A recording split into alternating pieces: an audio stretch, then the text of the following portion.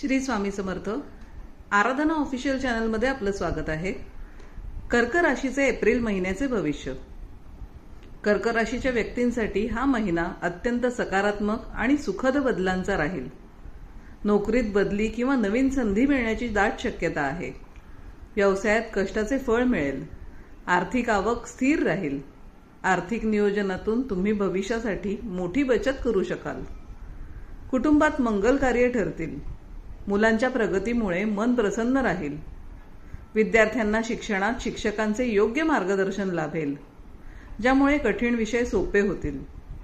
सामाजिक स्तरावर तुमचे नेतृत्व गुण उजळून निघेल. मित्रमैत्रिणींचे सहकार्य मिळेल. आरोग्यही उत्तम राहील. जुन्या आजारांपासून सुटका मिळेल.